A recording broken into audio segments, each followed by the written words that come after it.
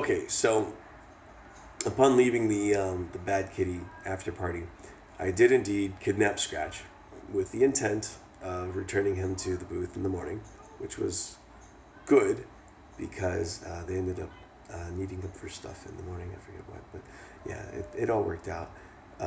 But there's a video that Shandy filmed of me leaving the party that if she hasn't already uploaded it, I'll have her upload it to YouTube and then I'll link it down there. I did that thing that everybody always does. Oh, down there, dude. I'll link it down there, or even just in this playlist or something, or both, whatever. So that was fun, stealing Scratch, and then actually, doing, a few pictures. So we got back to Trixie's and took a few pictures with David C. Owen with Scratch and made it look like we kidnapped him, and we were gonna make a statement like a ransom note, but we didn't want it. We wanted to make sure that people knew we were kidding. So we're like, Scratch, how have I been kidnapped? Yeah, so you can see those on Scratch's Facebook page, Scratch Paw Tour, and then so the next morning we took Scratch back to the Hard Rock, and almost immediately gave him back to the Bad Kitty booth and Trisha, and then let's see, we were scheduled to work the front door. So we worked the front door, which was a great way to run into almost everyone. Not necessarily the people that are taking workshops, but anybody coming in and out of the venue hall, the vendor hall rather, the Muse hall. I got to see and make sure they had the wristbands. Got to meet some new faces, some familiar faces from Facebook. Got to meet Terry Fierce again. It was adorable. Like, everybody in her group had wristbands and she didn't. And I didn't recognize her at first, and then she was just so humble and cute about it. She's like, I left it in my room. I need to go get it. And then somebody called her Terry. I'm like, wait, what's your last name? She goes, Fierce. I'm like, oh, you're good. Come on in. Because the way that it was is basically if they were performers or whatever, of course they had a pass. So that was cool, working the front door and getting to, when I remembered to, introduce people to Shandy that she hasn't met yet. One of my downsides to my ADD is, like, I'll see familiar faces and I'll be like, hey, how are you? But I'll totally forget to introduce them to other people. Yeah. I mean, this has been going on for years. Like, I'll be having a conversation with one person, and then person B shows up and they ask me a question, and I'm talking to them for a minute, not realizing that they don't know them and they have no idea who they are, and it's just, it's whatever. Yeah.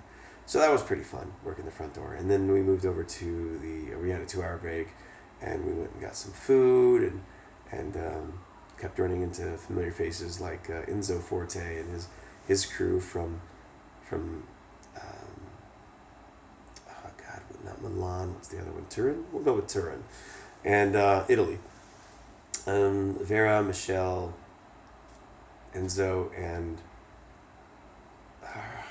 I could never remember the fourth name. But anyway, we kept running into them. They're always a ball of joy. And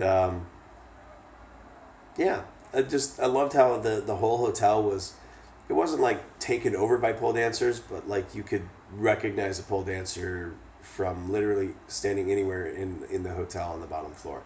You could look in any direction and you'd be like, oh, there's one. So I liked running into him and calling out names. Hey, Joel, hey, that was pretty fun. I think it got really annoying to Shandy and probably everyone else, but that's how I do it at the pole events. I'll realize after the fact of how annoying I was, but still no apologies.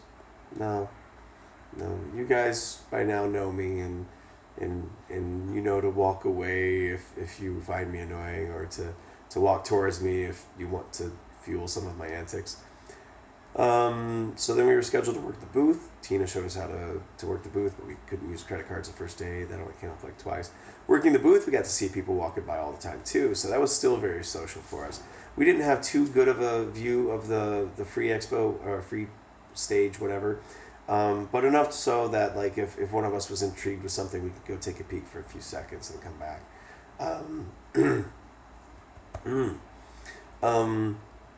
Yeah, it was really fun. We kept ending up talking to Arlene Caffrey throughout the whole thing. randomly and for a very long conversation. Such a great conversationalist in a different way than David, though. So, I mean, either way, you're going to have a positive experience. But if ever you have the opportunity to talk with Arlene Caffrey, by all means do. She's a great optimist, and she's actually pretty funny. You wouldn't guess, but she's pretty funny. Um, Met some new faces. Oh wow! See, now all my memories are running together. Like I know who I met during the event, but I don't remember what days. Because right now in my head I'm playing Friday. Friday. Friday is the day of Pole Show LA.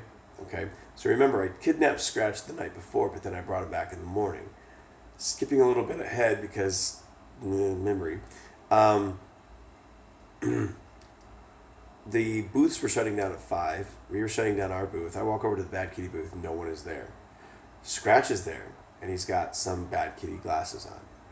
Not the ones I have, but like actually better looking expensive ones, but whatever. He had some Bad Kitty glasses on. So I filmed me kidnapping him with witnesses like Joel and Vinny and a few other people. That way, if for some reason I inconvenience someone, it's obvious that it was for fun, and I still apologize, but I think I got this. I'm going to use Scratch. I'm going to take pictures. I'm going to upload them to his page. That's the original intent of him, to be a promotional mascot for Bad Kitty. So I took Scratch, and I'm like, we're taking him to Pole Show LA. All right, let's do this. Took some video, took some pictures. Pretty good fun. Pole Show LA, we also got there early, like I think before the whole line thing again. God, that's confusing. I did. Shandy didn't. It doesn't matter. Never mind. The point is, anybody who saw Scratch and recognized him was like, "Yeah, let me take a picture." And those who didn't recognize him that I knew, I'd be like, "Here, take a picture of Scratch." Here you go. And so that was pretty cool. Shandy and I, we got a standing general admission, and we got this table, and we put Scratch down on it. And shortly after we got the table, I noticed a familiar face walking with uncertainty in the standing room only area by herself, and sort of looking at her phone. And I approached her and I said, "Hi, I'm Benjamin. You look lost. Can I help you?" She explained that she was just, she was there alone, and she just, wasn't really sure where to go.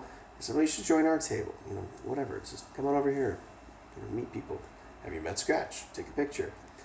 So then Shandy meets Anastasia Skutterova and gets a picture with her, and gets Scratch, and then Nina Reed comes over, and there's this really cool picture of the two of them and Scratch in between on the table, but Anastasia's drink is right in front of Scratch, and it looks like he's drinking it. That turned out pretty cool. And shortly the show starts, and during that time, Timber Brown came over. I hadn't seen him since last year, and so I chatted up with him when the performances were, not going on or whatever, and he's pretty good conversation too. He has opinions. He does. We were able to hopefully not offend each other with our opinions, but we had opinions on what we had just seen and how cool that was and how hard that was, and I don't know if he had ever met Anastasia before, but he was intrigued to speak with her, so he did that. And it was during this time that I got the phone call from Rhonda Lee Chamberlain of Polecats in Allentown that Vedicus had passed away. I didn't ask for details, but she was hoping that I could somehow set in motion some sort of announcement for everybody there at Pole Show LA. Well, I explained to her that not only is this not a UPA production, but even if it was, I don't think that it would be something that would be hastily announced. First it needs to be confirmed. Second, it needs to be done tastefully. Third, it should be done in such a way that is considered a eulogy and respectful and paying homage.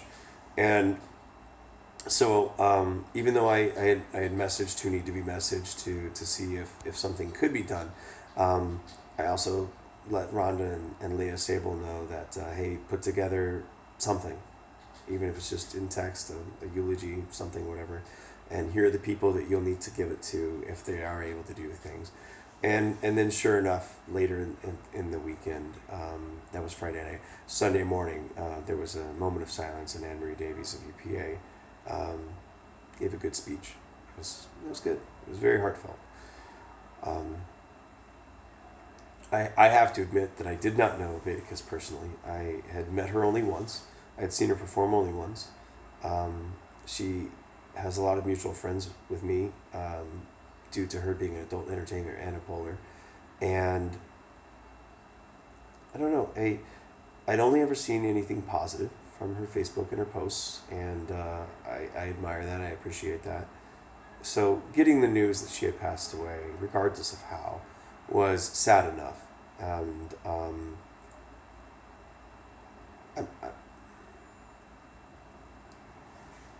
moving along. So Pole Show LA was amazing. I got to see some people perform for the first time that I hadn't seen ever. Some some of them cases not even on YouTube. I got to see Ona perform live twice in 2 nights. No, did she perform last? See, now I don't even remember. The point is, I got to see her perform live, and even though her first performance, the duet with that wonderful handstand guy, I it wasn't your typical Ona like power. Yes, there was energy, but it was more flowy than she normally did, and there was a lot less speed in most cases. But that's okay. We're allowed to have our different styles. But she killed it regardless. It was great.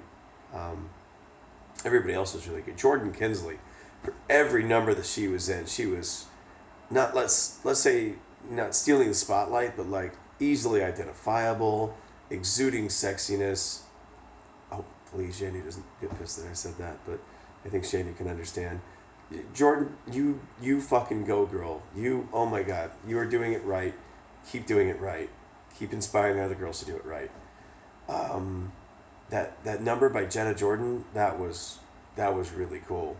There were so many concepts, and the fact that they had so many poles to use, and that there were so many people on stage at once, it made it such a for me a unique experience. But I'm sure there are other shows that have similar, but it made it a rare experience. It's not a competition. It's not just a normal showcase. It is a full blown production. Fuck yes. Pole Show LA, be spun. Yes, just fucking yes. Um, Upon leaving Pole Show LA with Scratch, I was videoing him like sort of going through the crowd, and this video has already been uploaded, but I'll put it in the playlist and link it down here. You can hear a faint Alethea go, "There's Scratch," and then you can hear a recognizable Carol Helms go, "Scratch." So I'm like, all right, I'll give Scratch to Carol because that's exactly what was going to happen, and sure enough, that's what happened. And I don't know if she knew that I was just borrowing him for the day, or she thought that I was trying to steal him again. But either way, it's fine. It's Carol's. I mean, it's technically Trisha's, but it's more Carol's than mine. So I rotated. I handed her Scratch. She immediately dropped him. She was in a different state of mind than she normally is, but she was highly entertaining. So watch that video if you get a chance down here in the link, and also next up on the playlist. We left Pole Show LA. We went back to Trixie's to unwind. And you know what? I'm going to make this a 5-parter. Why do I even keep number? It's probably going to end up being 7 parts. I'm sorry. I don't even know.